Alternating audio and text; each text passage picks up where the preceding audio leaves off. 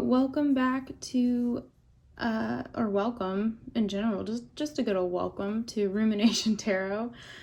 I have not gotten to make a video for so long. I'm really excited to finally get to make another one for you. It has just been, I've either been way too busy and overworked or resting, trying to recuperate. And yeah, so now I finally have some time and I feel like I'm in the right energy and I really want to do a tarot reading for you. Or three, there are going to be three options. This is going to be about change, transitions, major transitions. It feels like there's a lot of big changes going on everywhere. It feels like most people I know are at a point, and I definitely know I am, where like maybe you had a plan and that's just having to go by the wayside. Like there's a new plan, or you can keep the same like end goal in mind, but you just have to readjust how you're gonna achieve the thing you want to achieve. Anyways, so these are gonna be tarot spreads that give you some guidance and clarity, hopefully, for that, because even when you like know what you're doing, there's always a good bit of like confusion and stress involved with change. So I've got 3 decks for you. This will be the first time I get to use this one in a video. I'm very excited about it. But yeah, starting on the left is the Aquarian Tarot. This is the first tarot deck I ever got. And I'm going to show you the death card for each one of the decks. And you can pick based on that, or if you like the design of the back of the card, however you like to choose, or you just like the number 1, 2, or 3. So there is the death card for the Aquarian Tarot. Your second option is going to be the Salvador Dali Tarot. There's his signature over and over again. And there is the death card. So death is, if I hadn't said that, it's like one of the cards that always like signifies major change. I don't like the Tower. The Tower is usually about something quick and sudden and devastating. Okay, so this is the Tarot of the Divine. Each one of the cards in this deck is based off of folklore or fairy tale from around the world. Here's the death card for that. I forgot to look and see what fairy tale that is, but let me see if I can find that for you quickly and not be so blurry. Oh, also, part of the reason I had trouble making videos, I record on my phone, and my phone had no storage space, so the videos would get cut all the time. It was really stressful, and now I have a new phone, so hopefully the video quality is going to be a little higher. And also, yeah, it doesn't matter if I go over 15 minutes long. Okay, so this fairy tale is the White Bear King Valimon from Norway. Never heard of it. Very interesting. I'll have to look up that one. Anyway, so yeah, these are your options, or if you want to watch all of the videos, totally up to you. But I'll meet you in your reading. Intros are so weird, man.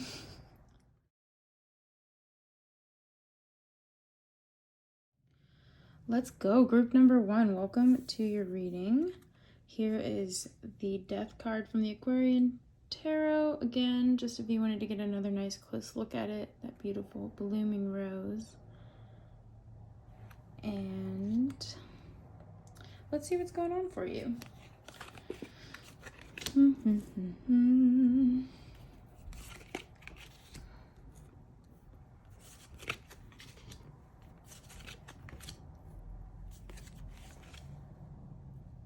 Okay. So we have in the actions to take during this transition, we have the 10 of Cups for where you can find support. We have the 5 of Cups for the advice from higher guidance, and I'll go into detail a little bit more about what that can mean for you or not mean for you. So for that we have the 7 of Pentacles. The what you need to let go of right now, we have the Sun, and what you will gain is being represented by the Hermit. So this is very interesting. Right out the gate, it feels like this is about your, like the word journey for some reason doesn't sit right, but your journey to happiness or fulfillment or contentment. And it also looks like you're going from one very major phase to another very major phase. And maybe that's the transition that you want a little bit of clarity and guidance on. So what action it's asking you to take right now is being represented by the Ten of Cups. So this is all out like emotional fulfillment. And a lot of times it could represent like a marriage or a happy family, just like whatever your personal experience of joy is. This is attaining it. And so I guess what it's saying is to keep like chasing the pot of gold at the end of the rainbow.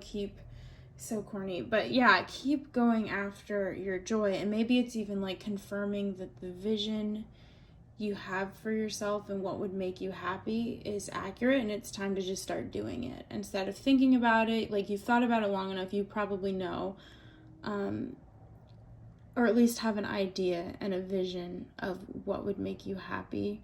And it could even be like, if you don't know what step you need to take to get to it, it's like, just start acting, just start doing anything. And like, anytime you feel joy, chase that feeling a little bit. Don't like go after it like a junkie or anything, but sorry, that's like, it's very insensitive, but like, just be aware of what's making you happy and figure out ways that you can cultivate that and let it grow and be something that is like a consistent thing that you feel and experience in your life. The next card is where to find support, and this is being represented by the Five of Cups. This is a really interesting reading because the way the cards fall, like where you would expect some of the more like positive cards, are kind of falling in the spaces of like what you should be letting go of. And this more difficult card, like this is the card about grieving and loss, is talking about where you find support. So maybe immediately I just get like your support system is people, someone, or like a place, whatever got you through the most difficult time in your life or the most painful experiences you've gone through. It's whoever or whatever was around you and got you through that. It even could be a mindset. But I would like to think of this as people that you can be supported by. We can always find our own energy to be supported by, or not, like I say, we can always, sometimes it's really difficult, but there's a place in us that can, in a pinch, really, look out for us. Oh, there goes my dog. Hold on just a sec. Okay, I think I'm back. So I was going off on a tangent about being your own support system, but what I would really like to think of this card as is the people who are around you. Even if it's like, or just reminding you, I'm thinking of like grieving a death, and sometimes the people you're closest to have the hardest time supporting you in those times because it's hard for them to see you going through something so difficult or whatever the reason might be.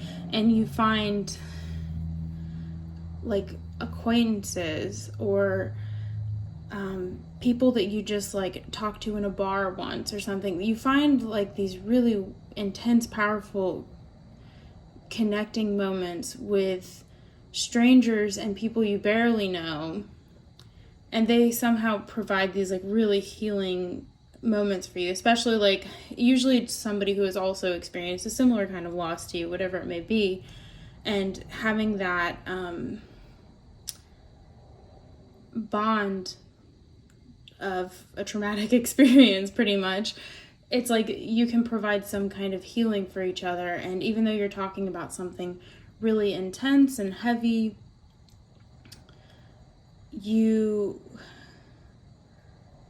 it doesn't feel as intense and heavy because you don't, like, that person doesn't hold as much weight in your life as like a best friend or a spouse or like family member does. Like they're this separate entity, and it's not as much of a burden for them to hear about this intense grief that you're experiencing. So maybe there's like a person like that, somebody, or like a surprising experience. It doesn't even have to be the same people that were there for you whenever you were experiencing loss. It's just remembering those moments that felt healing and the kind of people and the kind of experiences. It could be like somebody that you are sitting in a coffee shop next to, and somehow you get talking to them and you like divulge more information with them than you're expecting to, and they offer you a lot of support, and you don't exchange numbers, you don't really even remember the person's name, but you had this very like meaningful, intense conversation with them, and it really helped you. But they're not a constant, or maybe eventually they become a best friend or a constant because of that. That's the kind of support system like the feeling I'm getting from this card. Like whoever has gotten you through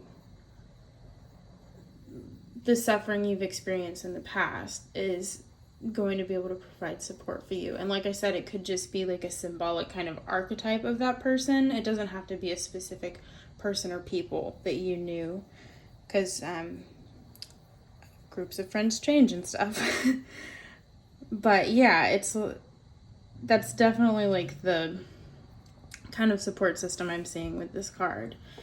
For advice from higher guidance. So higher guidance would be like, if you align with a religion, it would be whoever your God is, or deity, whatever your idea of like spirituality, that could be where you get your higher guidance from. Like if you don't believe in anything like that too, it could just be like the highest version of yourself.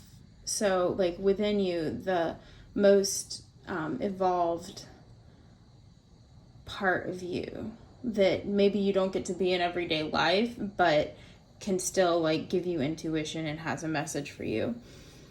So I feel like mostly you're probably either like you feel a connection with a god or spiritual practice, or you don't.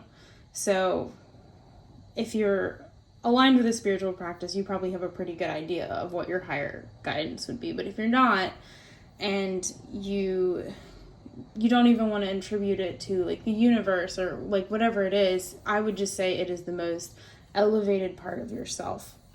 Almost like, is it the super ego? I can't remember. But yeah, so that's where this guidance is coming from, and the Seven of Pentacles is showing up for that. So this is encouraging you to really just let timing play out as it needs to. This is a card about like patience and waiting for, I always think of it as like the agriculture or like farming card, because it's usually someone looking kind of forlornly at their crops, just like waiting for them to be ready to harvest. And it's like you've already plowed the field and laid the seeds, you've already watered them, they're starting to sprout a little bit, but you just want to be able to like take the fruit or the vegetables now. So this is telling you that you're probably feeling very antsy to get to this happiness, and it's like you can taste it and feel it. It's like it's already almost in your space, but you're just not quite there yet. It's like you've just developed this goal and this end point kind of in your mind so much that it feels like you're already there, and you're trusting the universe, like, this is out there for me. It's, if I just close my eyes and reach forward, I'll touch it, I'll like run into it or something, but you're not there yet. And so there's this like edge of impatience, and this is a card kind of warning you a little bit, like, even though you may want to like jump into action, it's still not time yet. You still want to just keep being patient. Like, you can't miss it, is what I'm feeling. Like, you can't miss it. So just be patient. And it's so hard not to focus, like, when you're goal driven and you feel like you're there or close. It's so hard not to, like, you don't want to distract yourself from the goal, especially if you feel like you're in the midst of actively going after it and achieving it. It's like, okay, but what's the next thing I want to do? I want to, like, what else can I do to move this along? And it's like, no, I think you've already done it. You really just have to, like, wait and try and, hello dog again. You really, and she's just going. Okay, it's saying to really let time elapse. And now I lost my train of thought. But I think you do want to get distracted. It's almost like work on being really present in the moment and not, oh my god, I might have to go quieter down. It's about being in the present and not trying to think so future oriented or past oriented. Like, it's really like, okay, just be right here. Don't be thinking, like, you already did this stuff for the goal. That's going to happen. That'll come. Just chill out a little bit. Really be here right now and, like, find this, like, find the moments that feel like this kind of contentment in your everyday life. Like, little tiny things. And whatever way you can, trust that your vision of it is still out there waiting for you in the future, but, like, find where your understanding of that feeling even came from by how you've experienced and how you continue to experience it in your daily life. I hope I'm making sense.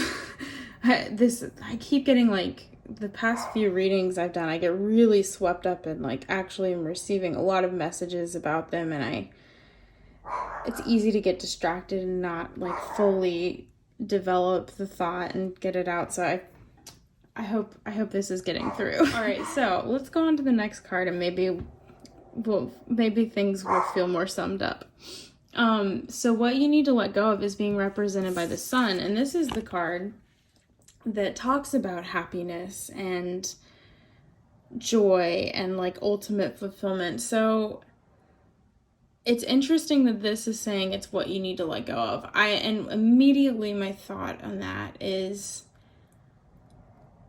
like, everything you think you know about happiness and joy, like, the experiences you have of it so far, like, they're about to be completely blown out of the water. Or blown out of the water. I don't know if that even makes sense, but, like, it's like saying you're about to experience joy on such a new level that everything that you thought was happiness before is going to pale in comparison. So it's really exciting. It's like, let go of what you think you know about happiness. That's the best way I can word it. Like, either your memory is foggy, or, like, it's a very nostalgic happiness. Maybe this kind of nostalgia is, or, like, this kind of happiness is returning to you, but it's like, just forget what you think you know about it, what you think you've experienced and felt. You're about to, like, be in a whole different world of it. And whether it's, like, because it's a more realistic happiness that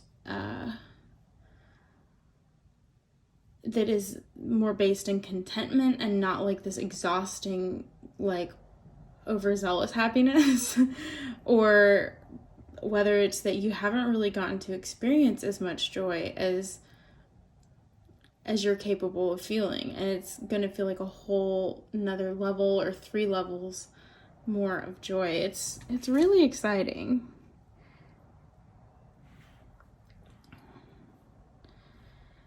The final card is what you're going to gain, and that's being represented by the Hermit. which is one of my favorite cards. And this could also be saying that your contentment, not also, I haven't said anything yet. This is saying that what you're about to experience is something very, I don't want to say solitary, but like it's like your past experiences maybe were more reliant on other people, and now it's like in your control. So even if your happiness involves one or more or like a bunch of other people with it, it's like you're so self-reliant now, or you're learning to become self-reliant enough that it's like those people don't have to provide happiness for you. You're going to be in a space of contentment and happiness on your own, so that like you can healthily coexist together instead of like it being a codependent kind of thing. So that's like one form of the happiness. It could just be like and it could be that you have learned that the way for you to be happy is to be by yourself and retreat from people. And I mean, those are kind of like, as far as needs, like an ebb and flow kind of thing. Like most of us need to retreat and then also experience things too. But anyways, I digress. So this could be a very solitary vision, like you by yourself. And it could be very much like receding and retreating. But also the Hermit isn't just about, it's not about like running away. It's about, there's some like forms of knowledge and wisdom that you really have to find in your own time, by yourself, in your own space. No matter whether like you're actually by yourself or surrounded by people in all different kinds of relationships, it's like a time where the knowledge and wisdom you're gaining is coming from some internal like furnace. I don't know why I like want to think of it as like fiery, but there's like this internal spirit and soul in you that you're gaining this information with, and it's from spending time with yourself and learning about yourself. Like the Hermit's all about taking this lantern and like illuminating things that you don't know about, finding out about what you don't know about. That was a very intelligent sentence. But yeah, it's all about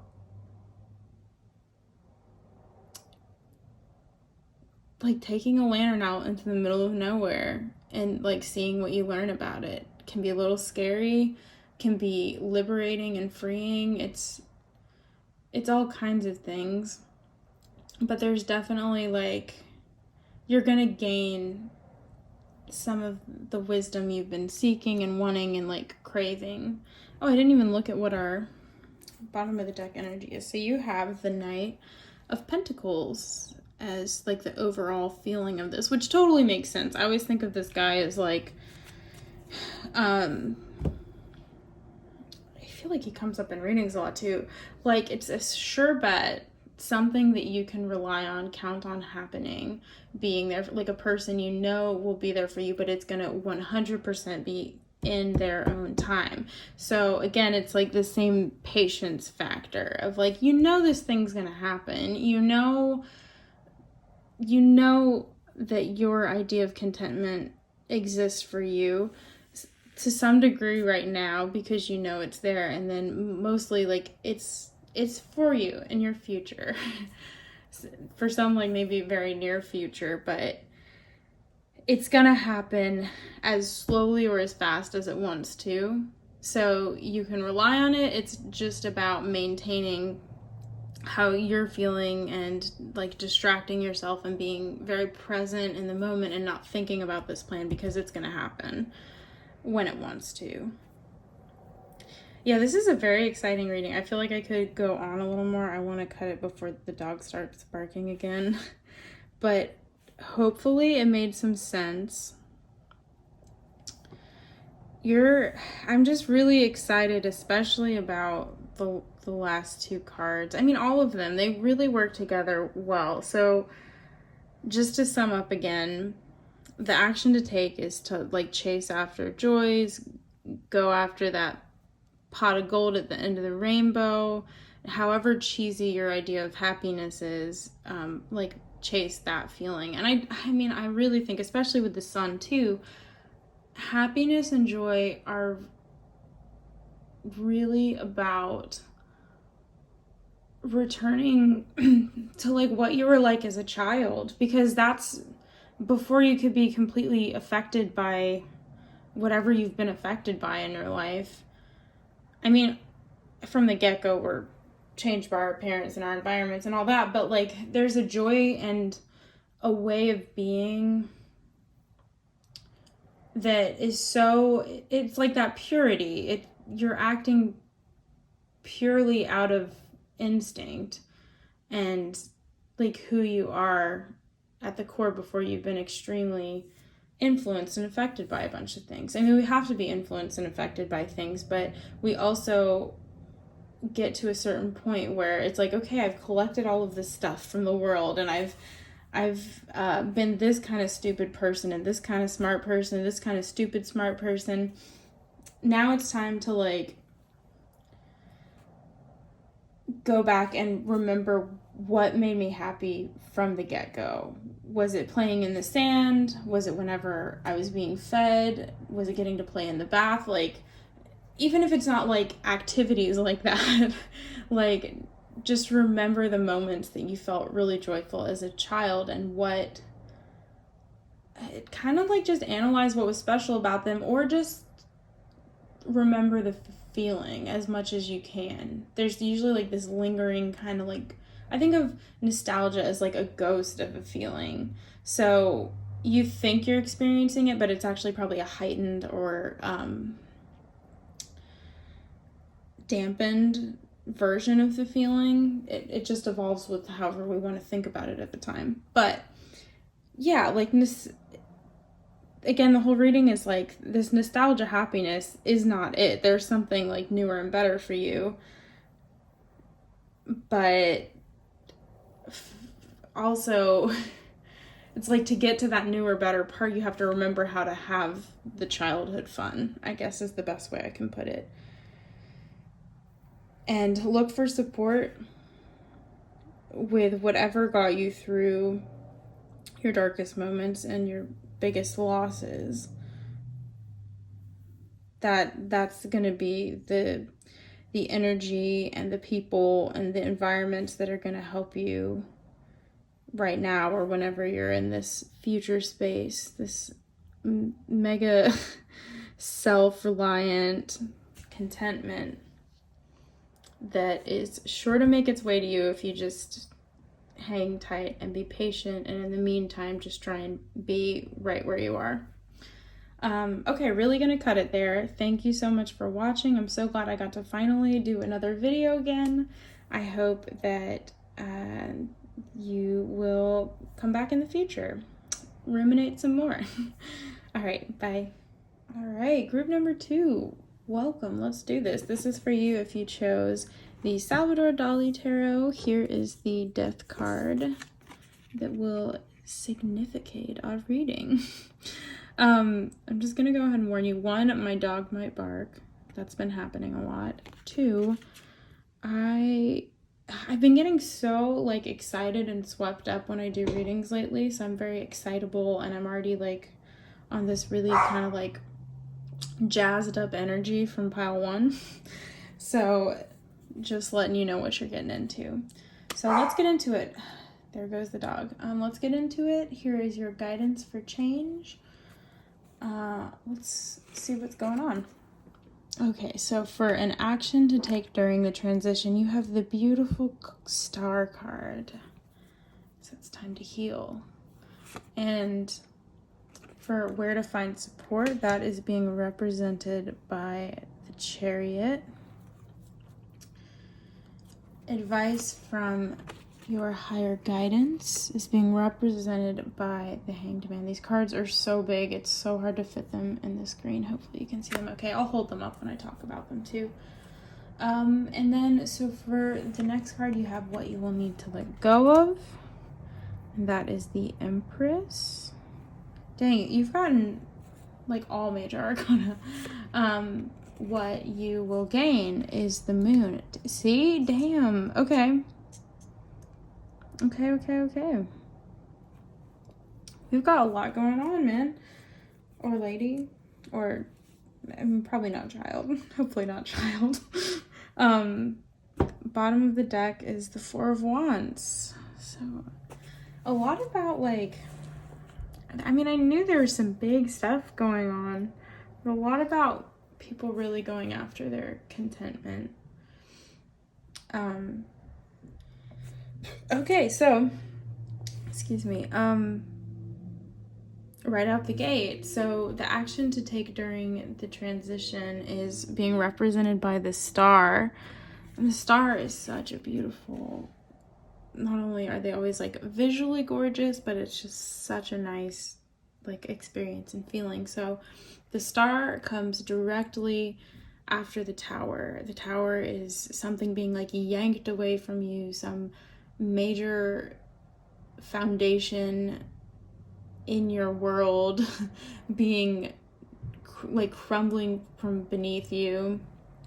And the star comes afterwards to heal us, and it's such a like peaceful, loving energy. And it's like the star is almost always naked, which I think of as like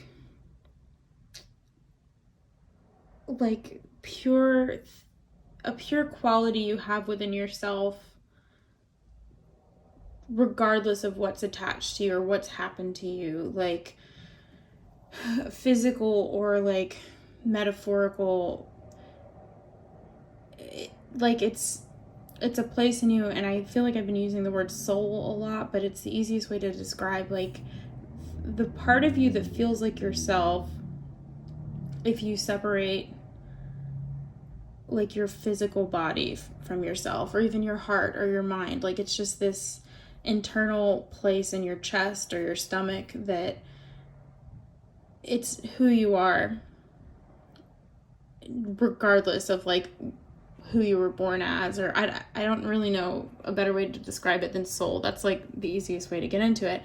And so I think of like the star's energy, the healing, rejuvenating, like hopeful, wishful energy of the star is a quality that you have no matter what is surrounding you, what is happening to you, what you've lost, what you've gained throughout your life. It's something that you can access within yourself. So the action to take right now is to do that. It could be that there's some glaringly obvious things about you that need to be healed, and this is asking you to address those things and try to work with them, either figure out how to live with them or move past them. That's the peaceful serenity that the star energy, it offers you to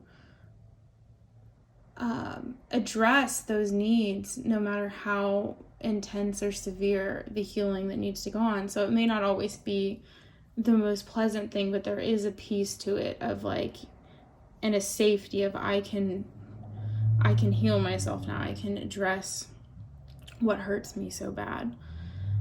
And yeah. And like we make wishes upon stars. So this is about like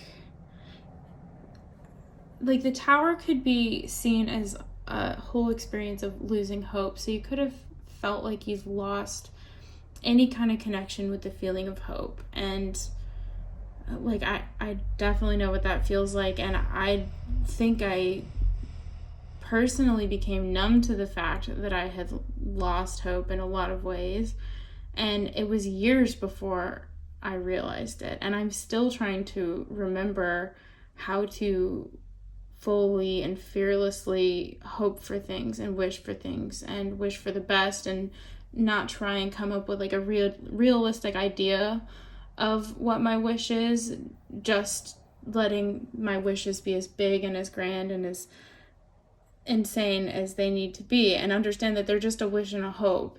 I don't have to make it real and it doesn't have to be disempowered to a point where it could be real. I don't know.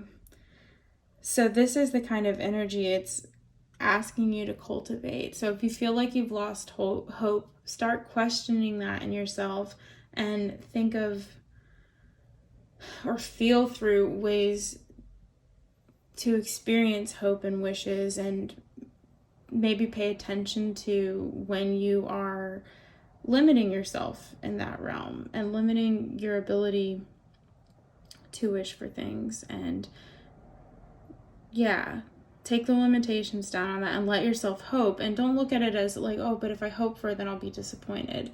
Not if you look at it just as like a wish and a dream. It doesn't have to be a reality. That could be all that it is for you, and you don't have to be disappointed by that. It's just a nice thought that gets you through a tough day. Yeah.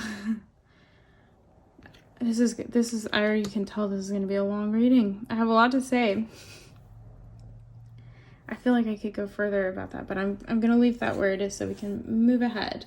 So the action to take is sink into your healing and peaceful place and really start to hope again, or dive in and hope as much as you possibly can and wish for big giant things or small perfect moments, whatever it is that you hope for. Oh, we're very blurry.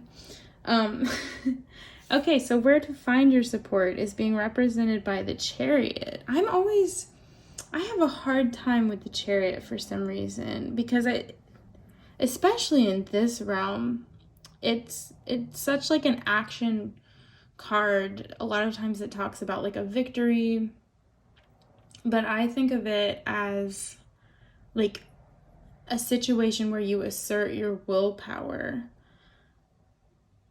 And maybe, okay, so there we go. I talked it through. Your willpower is where you're going to find your support. I wanted to think of this space as like what area of your life and like what people can you look towards for support. But this is, I mean, pointing right back to you. This is about yourself. There's also a sexual energy to the Chariot. It's something about like experiencing that kind of consciousness. I can't remember what it follows. So I think it follows the Lovers. It's like the Lovers is making a decision, and then the Chariot is like acting on that decision. And so there could be, maybe that's where your support is found, either with yourself or with others. But the part of yourself that can really support you right now is your willpower. So especially if we go back to the like loss of hope scenario, it takes a lot of willpower to pull yourself out of a jaded place and let yourself like wish like a kid and hope like a kid and be excited about ice cream, or like it can be really hard, and it is like an active practice to try and get yourself back into a hopeful, more playful energy. So that's where your support's going to be from, using your willpower to silence the like jaded, boring adult and like rediscovering how to be a more like hopeful, fun child. I want to look a little closer at this. I don't have like a ton to say about it because I think that was the message that was supposed to come through for that one. But it's so different than any other Chariot I've looked at. It's like, I don't know if I'm looking at a beast or if this is like I don't know. It's super cool though. Freaking Dolly, man. All right, so the next card is going to be advice from your higher guidance. And hello, doggo. What I told group 1, I'm going to be more concise about it in this one, but basically it seems like there's 2 obvious paths. Either you're a spiritual or religious person, or you're not. So if you are a spiritual, religious person, this could be higher guidance from your God. It could be kind of like a prayer. Again, I apologize for the dog barking. So yeah, it could be advice from a God or deity, or just gaining guidance from the texts of your religion, whatever higher guidance is. If you're a spiritual person, it could be the universe, like Mother Earth, Gaia, whatever your higher guidance would be in that instance. If you're not a spiritual person, I think that I would assume that the higher guidance is like the most elevated or evolved form of yourself or part of yourself. So your best self, maybe not who you are day to day, but like the most wise part of yourself is giving you this advice. And it could be from like a part of consciousness that you can't easily tap into, so it has to come through messages. This is being represented by the Hanged Man. So this is the part of you that is capable of looking at things from a different angle, looking at things upside down, putting yourself in a position and situations that force you to look at things differently. So this part of you, again, it all kind of ties into that.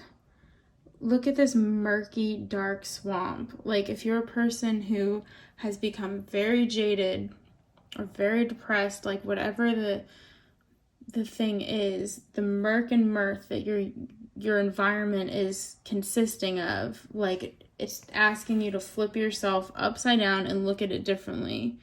Maybe these dark trees look kind of funny upside down, or like it's again asking you, like you gotta look at things differently. You've got to find a different way to be thinking about things, even if it's just like a temporary thought. It doesn't have to be a belief system. Like just change your way, your attitude, your perspective just enough so that it's easier to keep tapping into this hopeful, playful energy. So yeah, I think that's the advice, is like, yeah, it may even be confirming that you're in a really difficult, dark place, but there's something you gotta gain from it, and you've looked every corner of this little environment you could up, right side up. It's time to flip it up and look at it upside down and see if it makes more sense to you, gives you more clarity.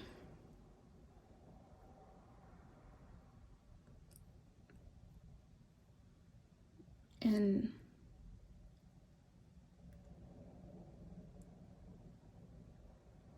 there's also, there's something about too, because this does look more like trees. At first I thought it was kind of a cave, but it's a natural area too. So maybe this really is about like exploring a different side of yourself, like the dark side of yourself, or flipping yourself upside down and looking at it a different way, like realizing it's kind of funny how sad you are. I don't know the best way to say it, but this could be like what yourself has come to be. It's a natural area that's grown around you and you're so comfortable with it. It's like you just have to look at it a little differently. Also, sometimes too, if this is about who we are, we get so comfortable feeling like we have a set identity. Like when you get to a certain point where you're like, oh yeah, I know myself, then you kind of start like attaching attributes to yourself and like, okay, that's me. But when you get stuck in a rut or you're in a bad place, that self isn't really serving you anymore. So it's like just looking at yourself a different way and being like, okay, yeah, those things have been a part of me. They could be very important to me, but they aren't me. I don't have to identify myself as that. It's just something I experience or something I do. Again, it's a change in perspective. There's a lot of blue in these cards too. I feel like I need to point that out. All right, so what you need to let go of is being represented by the Empress. And so this is like the embodiment of feminine energy. I wanted to say embodiment of feminine energy. So there are dissertations on what feminine energy is out there. I don't have the time to go into it. This is already kind of a long reading. But what you need to let go of is, it could be too like a mother figure if you have a difficult relationship with your mother, or maybe like a very loving but codependent or just like too close relationship with your mother. There's something about that, like the archetype in your head of a mother needs to be challenged, or like you need to be let go of. You need to let go of like the mistakes your mother made in raising you, or like mistakes, I don't know, like the things that have caused problems for you in your life. It's time to like let go, forgive, accept, whatever you have to do to move on from that. There's something about like motherhood, or also like, I'm just thinking of different instances. Like I get the idea of like somebody who's about to have a baby and having to, there's something about, again, detaching this idea you have of motherhood, like that something needs to be separated out of. Maybe you don't want to be the same kind of mother that yours was, and so it's like accepting that you can let go of those parts of yourself or parts of her. Like you can let go of those things and do it differently yourself. And it's interesting too, there's like a sternness to this card and intensity to it that the Empress doesn't always have. And so a lot of what I'm getting from these cards is, again, like it's this willpower, because the Empress is about nature and natural things. So it could be that there's like your natural tendencies are not serving you right now and are not helping you get out of the space you're in or get you into the space you want to be. So there's something about like letting go of something that you thought was inseparable from you, even if it's just a perspective and if it's just temporary. There's definitely like it's time to let go of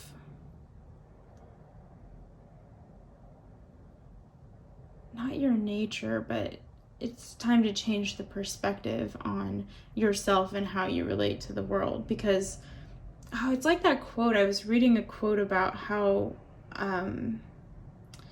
like about defense mechanisms, and like we put things in place.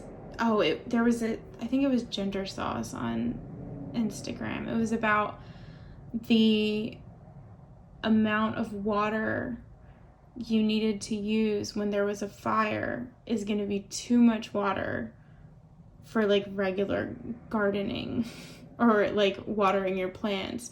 So the amount of like protect, or like whatever you needed to do to protect yourself when there was an emergency or a trauma, it served a purpose and is helpful to you and not something you have to reject entirely, but it's not going to be the right approach for when you're healthier and doing well. So a lot of this is it's reminding me of like when I first felt like depression wasn't so much of a control in my life that I had to define my entire life by it and who I was and what I was capable of. It's like I finally got to separate myself out a little bit from that part of myself, knowing that it's always going to be there, but it doesn't have to be the only thing and everything that's there. That's definitely like some of the energy I'm getting from this is like you just have to shift your perspective a little bit and force yourself to think of things and look at things differently, even if you don't believe it at first.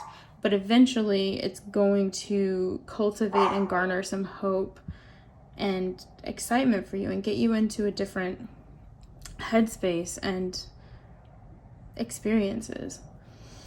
The last card is what you're going to gain if you do all of this. And follow the advice. Or just what you're going to gain, what's in your future regardless of what kind of actions you take. You have the moon. So this is, I really do like this illustration. It's like one of the few or only cards that has like modern symbolism with the skyscrapers. The rest is very like antique looking. What you're going to gain. So this is, again, it's like, so the moon can be like our shadow selves, our rejected selves, the parts of us we're not thrilled about, the things we don't like, the things we kind of try and hide, the things we're scared to face. Any part of ourselves that has not been given enough light, or like we don't know about very much with ourselves. So following again with the like depression example, what you're going to gain is some kind of like control and balance of this area. Instead of this being you being your whole shadow self all the time, you're going to gain it as an aspect of you, a part of your psyche, a part of yourself, but it's not the driving force of your life. So you're going to have control and balance over it when you cultivate hope a little bit. And again, like, so the moon sometimes talks about being deceived because moonlight gives you, like, you can see a little bit in the dark, but not a lot, and you can play tricks on yourself. Your mind can play tricks on you. So as far as what you will gain, it's like, maybe it's like you just need a little bit of light too. It'll be just enough light. You're gonna gain just enough light. You're not ready for full sunlight. It wouldn't feel real or good to you yet. You just need a little bit of like that full moonlight. Actually, tonight I think is supposed to be a full moon when I'm filming this. Yeah, that's the amount of light you need. There's also a lot, like the word innate has come up so much, and like there's the two wolves, there's almost always like two dogs or wolves or some kind of coyotes or some sort of creature in the moon, like howling at the moon and barking at the moon. It's that, again, that's an innate thing that wolves do. This is like a primal part of yourself. So it's a lot of like balancing and understanding what is primal, innate, and your nature, what's in your nature. It's like accepting them without like picking one to be your whole identity. It's a lot of like, so what's changing for you is your experience of yourself. And by doing that, your experience with the external world. But right now it seems like your internal world is really trying to shift into itself. Like you're in a very awkward transitional moment of that, and you're about to, I think you're about to receive so many like insights and epiphanies, and like you're about to feel like a whole new person, or like a whole new level of stability within yourself and your emotional well-being. It's really exciting.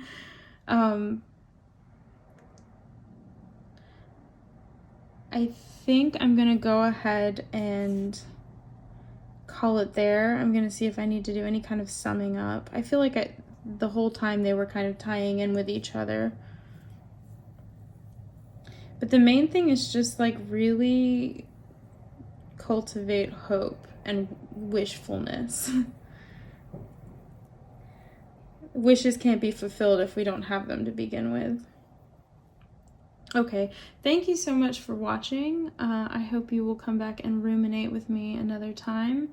And hopefully I can start doing videos more regularly. We'll see. I myself am in a time of great transition, so no set schedule in place yet. But anyways, thank you so much for watching. I hope you enjoyed the reading and it resonated. If you have any questions, feel free to comment them. Bye. All right, group number 3, let's go. Welcome to your reading. This has definitely not been an ASMR one. My dog has been barking a lot, so I'm going to go ahead and warn you that you might hear some little yippins. Yeah, so let's find out what kind of transition you're going through, or what kind of advice you have for whatever situation you're in your life right now. In the first place, we have an action to take during the transition, and you got the 10 of Cups. That is also what group 1 got in this position. So 10 of Cups, and where to find support is being represented by Justice. Advice from higher guidance is being represented by the Queen of Coins. What you need to let go of is the 2 of Wands. And what you will gain is the King of Cups. All right, cool. And at the bottom of the deck, we have the 4 of Coins. Interesting. So, where to start? So all of the cards in this deck are based off of like mythologies or folklore, folk tales, fairy tales from around the world. I was gonna read the one for the Death card. And see, I may read them for them all. This is still a new deck to me, so I'm still very excited about getting to know it and learn about all the folk tales involved, because I don't know all of them. Actually, I don't know a lot of them. Let's see, where are we at? Reading and filming is hard. Okay. So this is from the White Bear King Valimon from Norway. It's a Norwegian fairy tale. And their description or interpretation for the card is: death is a huge upheaval, potentially representing the death of one way of life and the start of a new one. Life changes irrevocably, and there is no way to go back. Change is necessary. The death of childhood is important in order to grow up. So this must be some kind of fairy tale about transitioning into being an adult, as a ton of them usually are some kind of metaphor for analogy. And immediately when I look at this, I just think of like looking behind the veil. Beyond the veil. So 10 of Cups, this is the action you are being encouraged to take right now. And I'm trying to see if I get a different interpretation of that for you than for the first group, but what I tend to think of it as is like your idea of contentment and happiness, emotional fulfillment, because the cups are all about our emotions and feelings and relationships with people. So this also has like heavy marriage or family vibes. So that could be a big part of what you think of success and happiness being.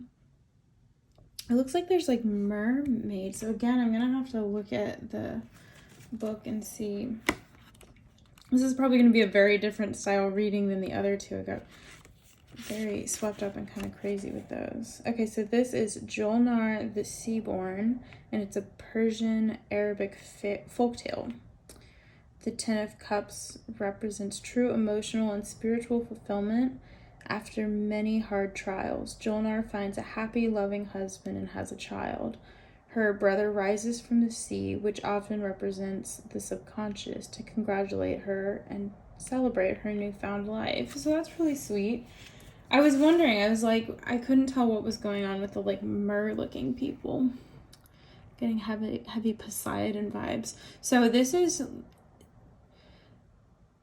it's kind of, it feels like a lot of the readings are kind of similar in this, and maybe this is just where I'm at in my life, so it's easy for me to see that in the cards, but it's like you've already experienced a lot of struggles and shit. And I mean, I guess who hasn't with the past couple of years we've had, but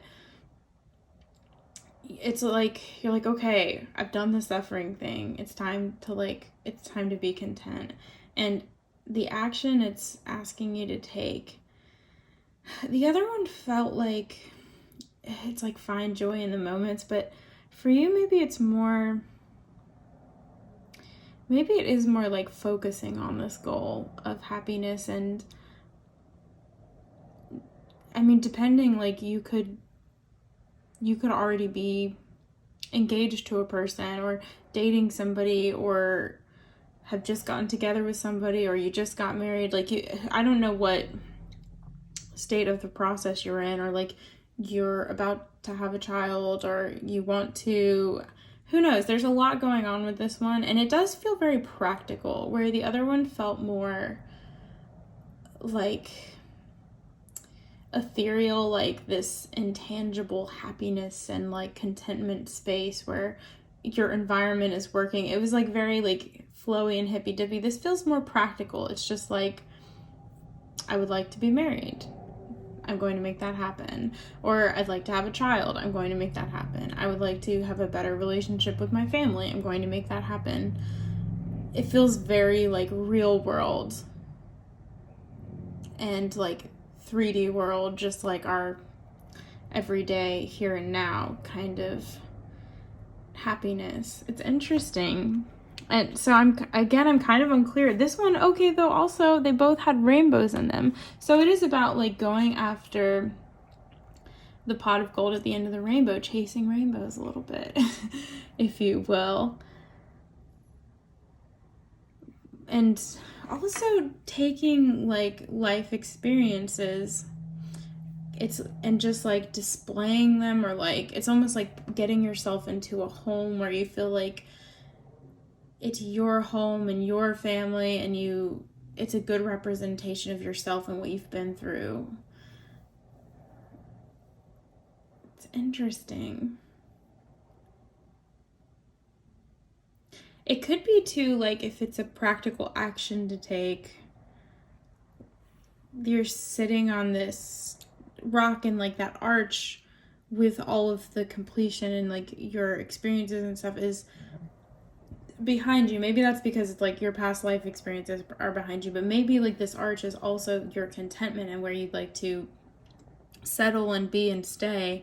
And it's like, just turn around, you're really not that far. Like there's a plan of action right behind you. So maybe you have like immediate concerns that are more like immediate. They're like, okay, there's a wedding coming up next month, or like, how do I get engaged? How do I get married? How do I get pregnant? Like whatever it is that your goal is, but it feels very like family oriented and maybe obvious to you. And it's like, that's the thing you want. You kind of see how it's going to happen, but you're also not just looking around and being like, oh, there's the path. Like that was easy.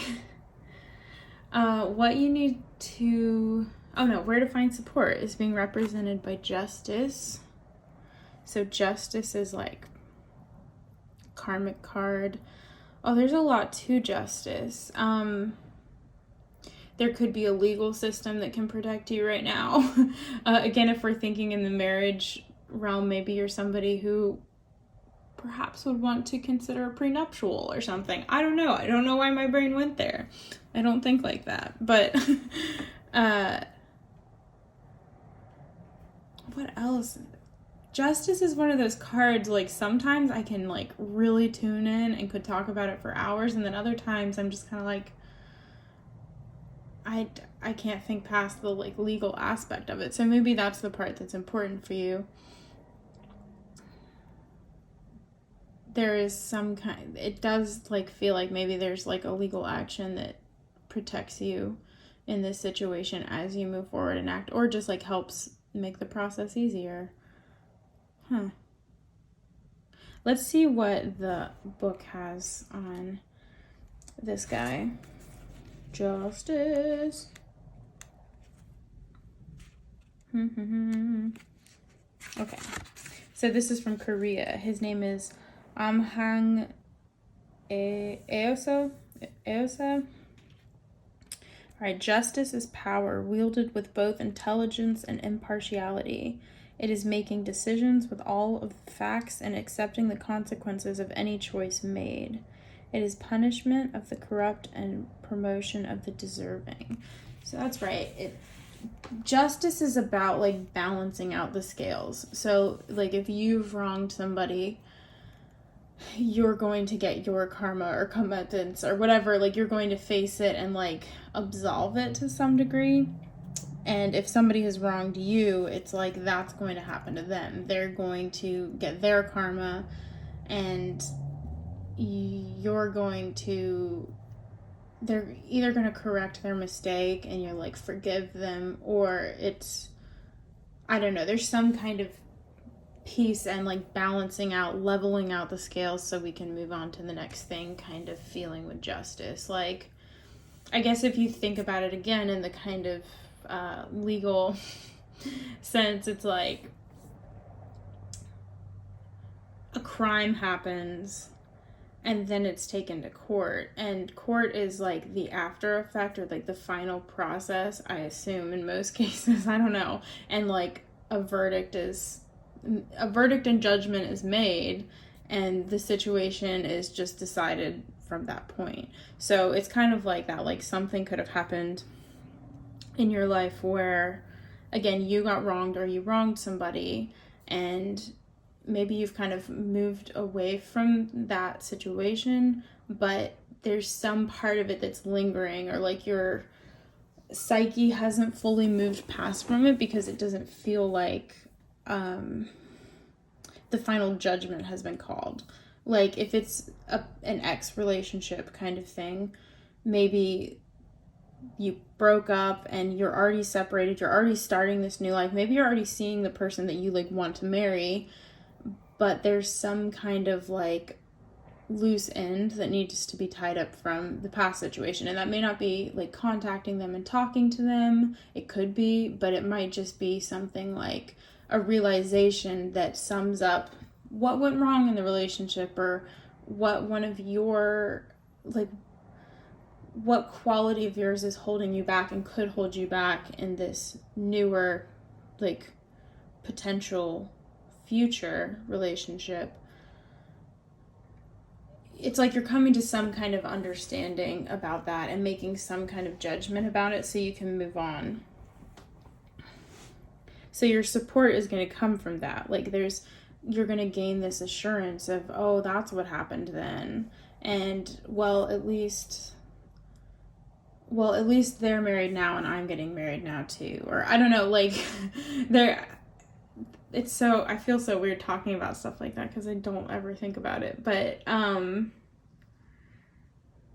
that seems like the easiest example though. Like it's like a breakup and you're both moving on with your lives, but there's just this like one little tile that you need to turn over before you feel like, okay, this is the new life. This is like, I can move on from that. There's a lot more acceptance and understanding and peace being found within the situation. And advice from your higher guidance, and what I would describe your higher guidance as I did to the first two groups. If you are a part of a religion, participate, practice, whatever you'd like to call it, in a particular religion, it would probably be your God or your deity, the text that gives you guidance, could be like a moment of prayer, whatever you connect to on that level. If you're more in like the spiritual realm, it could be like Mother Gaia or the universe, something vague like that. If you don't feel connected with spirituality or religion, it could just be like the highest, most evolved part of yourself. And I think it could be that for all of us. I guess that's my stance on it, is that it is your most evolved, elevated self that you can't be 100% all day, every day, but it can give you your wisdom and guidance. So, yeah. And what your advice is from that part of you, or part of your spiritual relationship, is being represented by the Queen of Coins. Again, there's like a lot of like practicality and material, like abundance, I guess, or just like concern. It's very like real world practical It's not super thought driven, which is really kind of like refreshing. So with the Queen of Pentacles, it's like maybe your advice is like remember how like self-sufficient you are on your own. Again, this really feels like going into a new relationship or about like being prepared to get married. More so like the marriage part of it, because I feel like there was some kind of thought I had with that with the Queen of Pentacles or Justice. Anyways,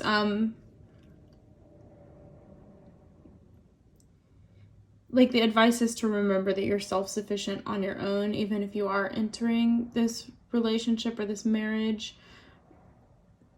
The oh my gosh, I keep like having this thought and then losing it as I'm speaking.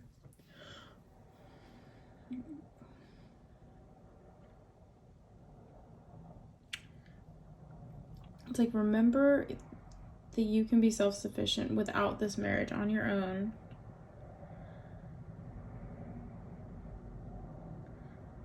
Wow, I like fully lost it. Anyways. There's oh yeah, I remember what it was. It brought me back to the prenuptial thing. So like maybe you need to protect your assets if you're about to, or like keep your finances separate. It's like a very practical card, and it's like the Queen of Pentacles is telling me that you are you've really built yourself up, and it's good to protect yourself. So even if you want to be in like a loving relationship with somebody, it might be better for both of you in the long run. And even if it's like weird to have those kinds of conversations, it might be better for you in the long run to keep your finances as separate as possible and set up some kind of like prenuptial agreement. I feel like I don't know how much like everyday people do prenuptials. I thought it was more of just like a really rich person or famous person kind of thing, but who knows. Anyways, there's some kind of suggestion to that of like looking out for yourself financially and materially, because like emotionally and spiritually this is probably a really good union. So there's some kind of protection needs to come into play when it comes to your material stability and wealth. And again, the Queen tells me that you are a very stable person. And that, let's see what the fairy tale is. The snake looks really familiar to me. Familiar. That's wands. Coins. Okay. So it is Waramuran Gunju from Northern Australia, the Gunwingu deity. I'm sorry about the pronunciation. The Queen of Coins is an eager mother ready to bring new life. Waramurungunju has traveled the world blessing her many children. She is always moving, loving, and ever practical. She teaches her children how to help themselves. Yeah, so again, this is like very parenty, relationshipy, marriagey, and maybe they're all roped in together. Like you're having a baby and getting married at the same time, or you're getting married because you're having a baby. Who knows? It's like there's definitely something going on with that, and maybe that's the whole legal aspect of it. And it's not so much about protecting yourself financially, though that did come through a good bit.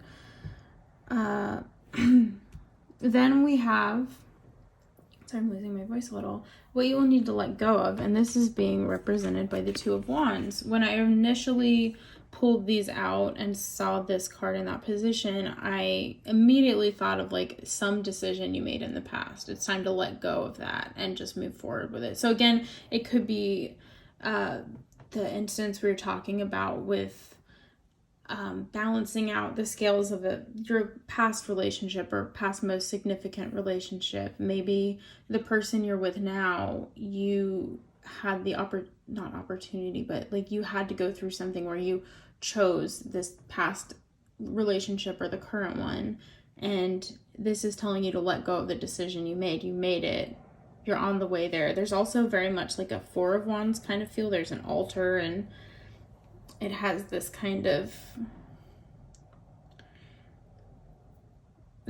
like feel to it. And also, so I'm thinking this is a different interpretation than I usually get from the Two of Wands. Twos do represent like balance and decision making, but I never usually think of the Two of Wands as deciding. I think of it usually more in a like, so like one, you get like this crazy inspiration. Two, you start like, I guess it is deciding whether you can go about like doing this or not, or like how to go about doing it now that you want it. And then the third one is like making the plan to make it happen and setting out on the plan after you've decided to do it. So yeah, it's like there's the decision you made to move forward in the past, maybe you think about it all the time, and that's the thing that needs to be balanced out with justice. And this is telling you, like, let go of that. That's already done. You already did that part. Why are you worrying about it again? I'm going to see which, I don't remember the myth that this one is being represented by. You're getting a lot of sing-songy stuff in your reading, you lucky ducks. Okay, so this is Janus from Roman mythology in Italy. The Two of Wands represents travel and commerce. Janus, the god of doorways and transition, is able to look to the past and the future in order to make effective decisions. He is always in motion, connecting dreams with actual possibilities. Okay, cool. So that continues to give me the like live in the present, let go of, you already did all of your analyzing. You looked to the past, you thought about your future, you imagined, and you already made a decision about it. Let that go and just start making it happen. So that makes this make a lot more sense. The Ten of Cups and the practicality thing comes into play. Again, you already made the decision. Things have already kind of started to balance out. It's time to just start acting towards this and following through with the plan. What you're going to gain, oh, this is really sweet. What you're going to gain in the process, or like in the future, if you follow this advice, maybe if you don't, just like what's waiting on the other side for you is the King of Cups. And that is like emotional stability and really feeling secure and stable in your emotions and like having a deep understanding of them. I think that's a really great card to end the reading with, because the reading so far, the word practical comes up a lot. The words like marriage, there's a lot of like decision making, and like it's very like plan oriented, and it's like you're taking the actions, and maybe you're not really like thinking about them or feeling through what's going on. And there's so much about just like, what should I do? What could I do? It's very practical, but you're making the moves to bring yourself to an emotional stability. So maybe you have a really good understanding of what you need to do and what you need to achieve to be emotionally stable and have stable relationships and feel like grounded and very secure in where you are. Let's read about this King of Cups. These readings have been a little bit longer. Something's kind of clicked in me the past few readings I've done, and I get really excited about reading and really swept up in them, and I don't know, it's been really cool. But it does make me take a very long time to do a reading for you. Okay, so this is The Boy and the Dragon Pearl it's a Chinese legend. The King of Cups was once a little boy, but has matured into a powerful dragon. He is kind, but fiercely protective of those he loves. He is connected to the deep, dark waters of the subconscious. He possesses great patience and wisdom. Yeah, so it's like you're getting yourself to that place, or like this could be confirmation that you are marrying this person, a person that has this kind of stability and emotional wisdom, and that it's a good match. Or it could be a little bit of column A and a little bit of column B. You're both getting each other to this place of emotional stability, though I do think that like individuals should be responsible for that for themselves, and the relationship shouldn't have to carry the weight of each other's happiness, if that makes sense. But that's just my perspective of it, for one. So maybe you feel differently, and that's what this is. But yeah, it feels very healthy, and it is like, this makes me think of, I'm pretty sure that in Spirited Away, oh my gosh, I can't remember his name, but the boy who's a dragon, pretty much, he is, I think, kind of like adapted or inspired by this character in Chinese legend. Stole a little bit from China. But yeah, so I'm thinking of Spirited Away, and again, that had like this very sweet, like soulmatey kind of feeling to it. Oh man, now I have to watch Spirited Away again. It's so good. But yeah, this feels really good. Like, you're going to gain this. You're just kind of going through like either the legal processes or like processing some emotion and processing just the like what has and hasn't happened. I don't know. It's very much like taking stock of everything that's happened up to this point to get you here, and you just kind of have to like think about that and sit with it a little bit longer so that you can move into this and have this like really fulfilling relationship with somebody or family with somebody. It sounds really exciting. And the Four of Coins, as like an overall energy, it does kind of, it's like you're clutching, holding on to the material world as you know it. And so maybe a lot of this is just talking about overcoming the material money kind of aspect of the relationship. Yeah, that's really, really cool. Well, I'm so excited I got to read for you again. Thanks for watching. I hope you enjoyed and that you got some kind of clarity or message or just entertainment out of this. And hopefully I will have more videos for you again soon in the very near future. And have a great day, night, morning, mid-afternoon, middle of the night, whatever time you're watching this. Have a great one of those. And the time to follow. Anyways, bye.